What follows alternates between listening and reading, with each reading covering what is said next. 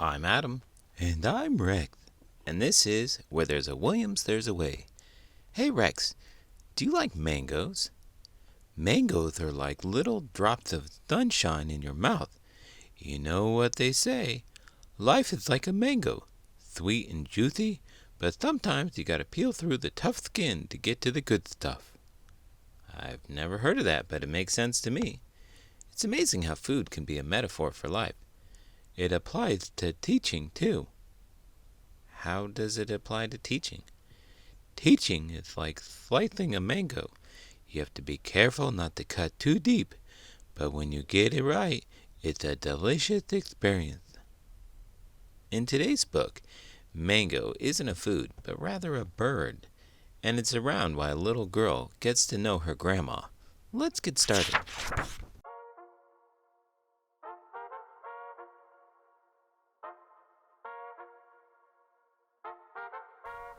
Mango, Abuela and Me by Meg Medina, illustrated by Angela Dominguez.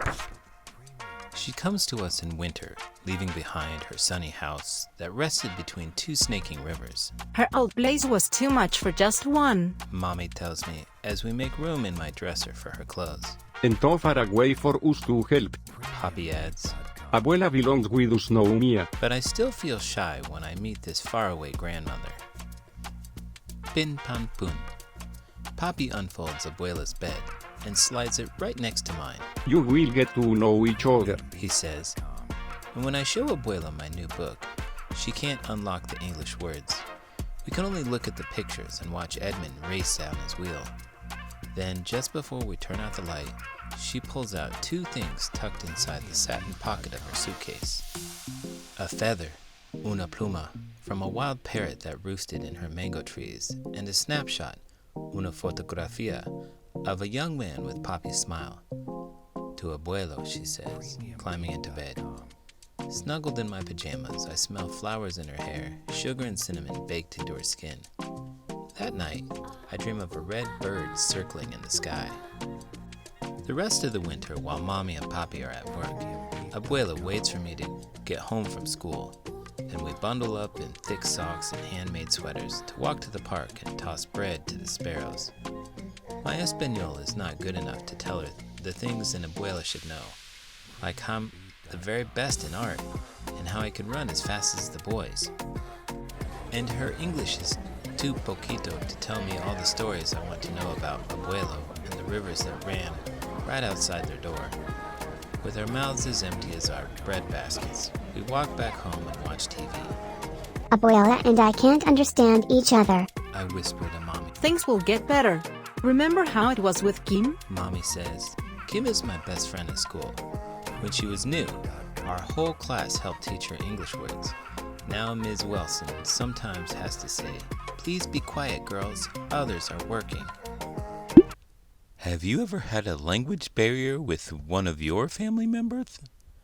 No. Growing up, my whole family lived in the same city, and we all spoke English. What about you?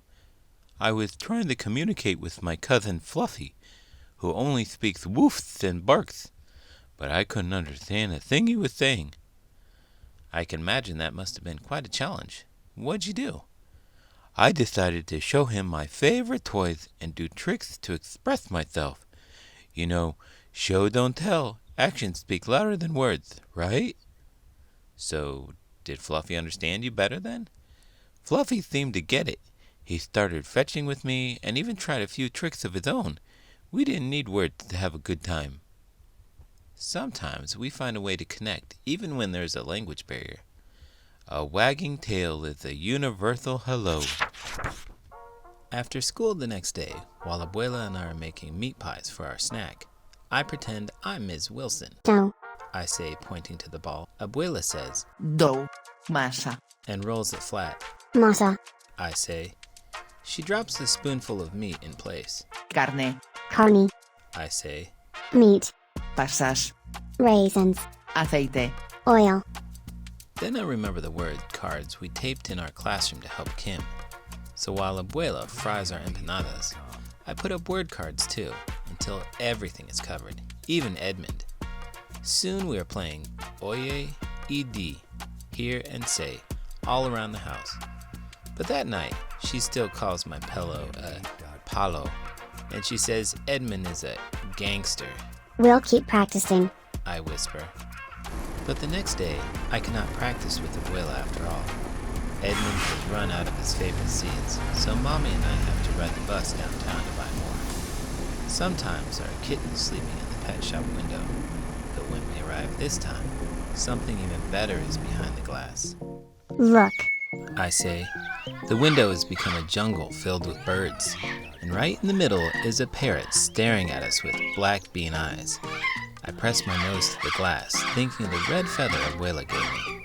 Let's buy him. I tell Mommy. But Mia, you already have Edmund. Mommy says. Oh, not for me. I say. For Abuela. Like the parrot that lived in her mango trees. He can keep her company when I'm at school. When I was a kid, I referred to one of my grandmas as Ice Cream Grandma. Why did you call her that? Did she have a long and illustrious career making ice cream? No, it's because every time we went to her house, I got to have some ice cream. We would bake cookies together, too. Speaking of cookies, Grandma always told me a good bone is better than a fancy treat. But I must admit, I did enjoy your cookies, too. My grandma's cookies were legendary. She said, love is the secret ingredient in every recipe, so every batch was extra special. Patience and companionship, Adam. That's what grandmas are all about. My grandma also had a saying. A dog and his human are like a book and its reader. They share adventures on every page. That's a beautiful sentiment, Rex. Grandmas are like the authors of our childhoods, filling our lives with wonderful stories and life lessons. They leave us with a treasure trove of memories. When we bring him home to Abuela, she says, Un loro. a parrot. We name him Mango because his wings are green, orange, and gold like the fruit. During the day, Abuela teaches him how to give beaky kisses and how to bob his head when he sings Los Politos to him. Buenas tardes, Mango. Abuela says, opening his cage door when I get home from school. Good afternoon. I say and give him a seed. Soon Mango calls to me even before he opens his cage. Buenos tardes, he says when I open the door. Good afternoon. Abuela, Mango and I practice new words every day. Mi Espanol gets faster and Abuela and Mango learn the days of the week, all the months of the year, and the names of coins. How did I learn all that? Poppy asks, when we show him all that Mango can do. Abuela winks at me and gives Mango a piece of banana, peel and all. Practice. She says. Before long, Abuela asked me how to say harder things too, so she can talk with the neighbors who stop by. As the mailman come? It is chilly today. Can you get you some cookies and lemonade? Soon, when friends stop by to see Mango's latest tricks, they can understand everything Abuela says. But best of all, now when Abuela and I are lying next to each other in our beds, our mouths are full of things to say. I tell her about my buen dia and show her my best pintura of Mango.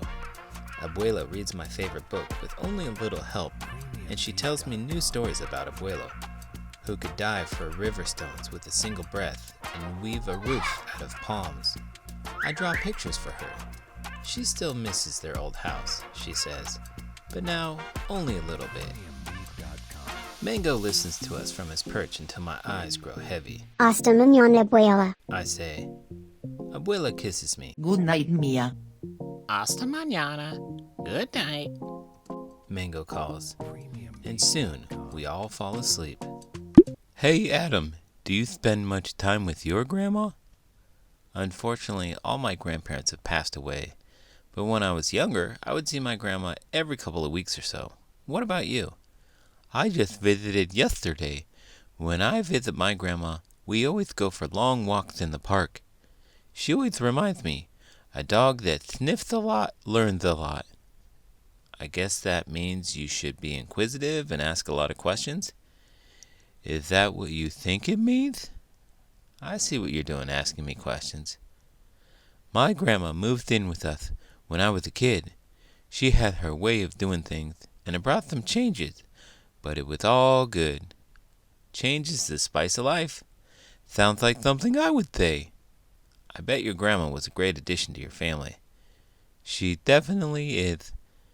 Family is the compass. Having her with us reminds us what's really truly important in life. That's fantastic. Speaking of reminders, let me just remind you to like this video and subscribe to the channel. I'm Adam. And I'm Rex. And this is Where There's a Williams, There's a Way. Did you know? In 1995, the Guinness Book of World Records confirmed a small budgie named Puck had the largest vocabulary. It was determined that Puck knew an impressive 1,728 words.